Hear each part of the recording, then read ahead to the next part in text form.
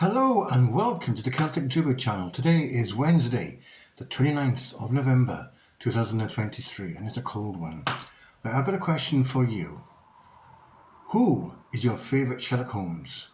That's a difficult one because there's been over 75 actors and more who have played the character, and there's far too many to mention, but I will mention only just but a few.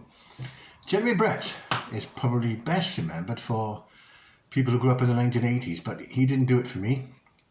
I found his portrayal quite boring and bland and too serious, so I just couldn't continue to watch that on ITV. And there was a Peter Cushing as well, and he's an excellent actor, best known for Hammer horror films, Dracula, and Star Wars, playing Grand Moff Tarkin or whatever his name is. And but having said that, no, not my Sherlock Holmes. And there was Robert Downey Jr. I didn't even give this fella a look, but I just didn't like the look of it. And there was Benedict Cumberbatch. No, I just didn't even like the look of the trailers. It's far too modern. I didn't like the modern take on it at all. And yes, well, anyway. And there was Tom Baker, believe it or not, the Tom Baker, which he played in 1982. It was The Hound of the Baskervilles, and that was a BBC adaptation, because there's been many adaptations of Sherlock Holmes over the years. And Tom Baker, I only watched because obviously he was the Doctor in Doctor Who. For me, that's why I watched. But even that didn't do it for me, because, you know, he was too well associated with Doctor Who, because he left the year before and he looked gaunt and stuff. But that was shown in 4 parts in October 1982. Christopher Plummer played it as well. Again, he was okay, but yeah, that's it. So anyway, the history of Sherlock Holmes. He's a fictional character, a detective, as you may know, British author Arthur Conan Doyle. Now, the character of Sherlock Holmes first appeared in 1887, believe it or not. It's quite a long time ago, isn't it? And it's a story called A Study in Scarlet, which I think it was called. It was a short story for the Strand magazine. And yes,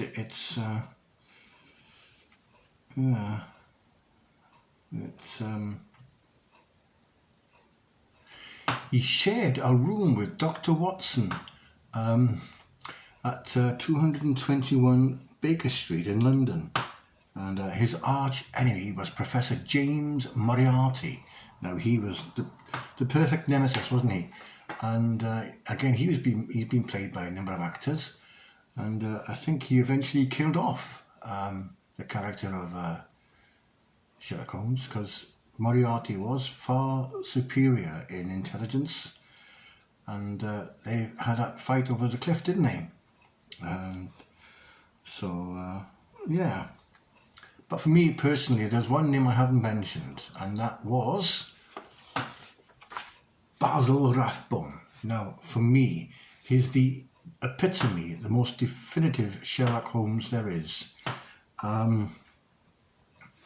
Yes, well, he's my personal favourite, in my opinion, and yeah, I liked his performance. I can remember coming home from school, you know, because the BBC repeated them on BBC Two about 20 to 6 every evening. I'd come home and they would show a lot of black and white things. They would show Flash Gordon, Laurel Hardy, Harold Lloyd, and Sherlock Holmes. Now, January 1982, there was a lot going on then. I remember a lot in that year. There was the heavy snow, Peter Davison was the new Doctor Who, and BBC Two showed old black and white films like Rocket Man and Sherlock Holmes. Now, this is where I immediately took to Basil Rathbone, his performance, his features, and he seemed to be the most definitive. I liked his humour, the disguises as well, and Nigel Bruce as his sidekick, Dr. Watson. He's quite comical as well. So Yeah, I thought they were brilliant. I honestly thought wouldn't mind them on DVD, but they have all been uploaded onto YouTube, all of them.